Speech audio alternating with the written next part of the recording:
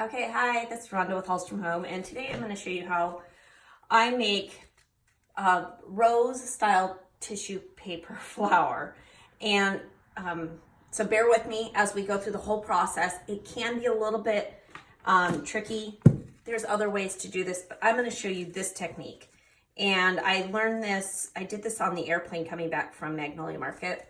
I had met Chip and Joanna Gaines, and you know, on the wall at Magnolia Market at that time, there was a wall that had paper tissue flowers all over it. It was so gorgeous. And I'm like, how can I duplicate that? Well, so I got on the airplane and I didn't have anything but a napkin. And so I just started ripping it into pieces. And so I'm going to show you what I came up with. I have this on my blog, but I know a video is a little bit more helpful.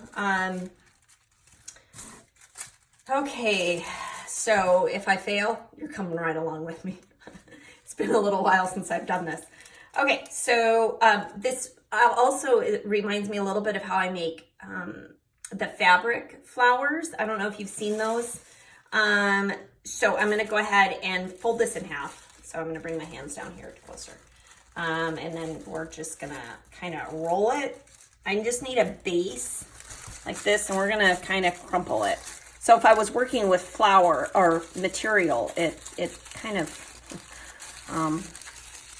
holds up a little bit better versus the tissue paper, but I'm gonna give this a whirl. Okay, I need a little bit longer strand right here because I'm gonna tie off to it. So I'm gonna start my flower a little bit further down. And what I'm looking for is just kind of this like a little base. So it looks like the inside of a rose in a way.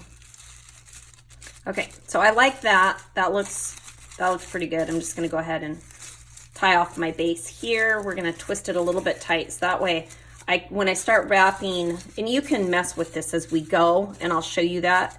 I know it looks a little bit wonky, but just give me a minute. Okay, now I'm gonna just, if you have a rotary cutter and a mat, this will work a lot easier, but that's up in my sewing room and I didn't feel like going to get it. Okay, so I'm gonna just crinkle my tissue paper as I wrap it around. See, I'm connecting this base to this right here. So we're just kind of scrunching as we go, right, like that.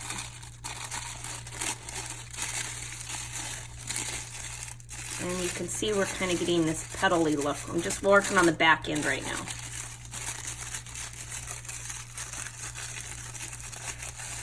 So you're kind of folding it in a sense. You can see how it's kind of folded and crinkled at the same time. Okay, I'm gonna cut one more. Now, if you were smart, you would have pre-cut your strips before you do a video, but I wanted to actually just show you the whole process and how long it would take to do something like this. So I'm going to start on the side that I ended on. Again, we're wrapping, kind of folding it like an accordion. So getting that scrunchy look.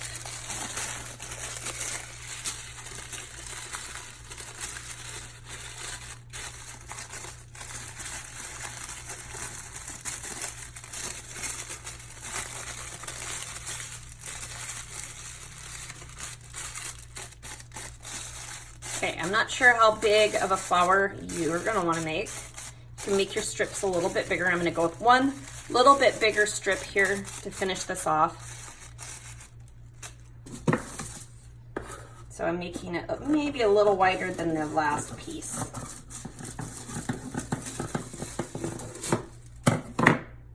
We're gonna use the twine to tie this off.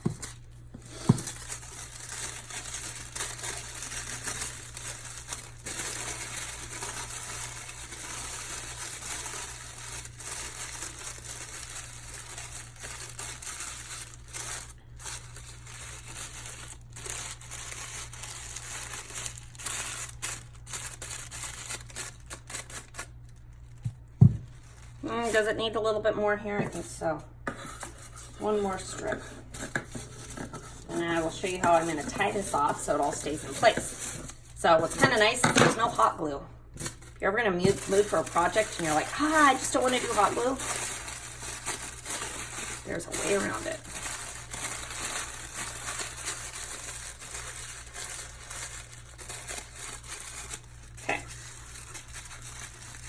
Then I have this big wad. I'm gonna kind of smush it, twist it, place it upside down.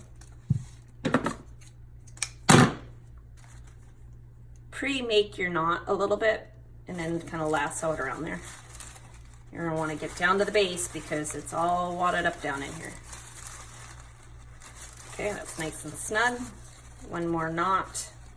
And then I'm gonna use the same string, and you could make a banner. You can just keep looping more on it, or you can, what I'm doing is I'm making a wreath. And so I'm going to fix that up a little bit and scrunch it up if you want. And kind of tuck your ends. So you can play around with it a little bit if you need to tweak it. And you can also add, on my tutorial I put some white chalk paint on the ends of my flower just to get a little more depth, and you could or glitter it.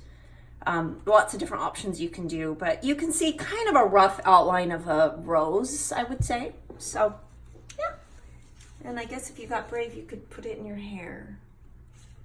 Okay, thanks guys.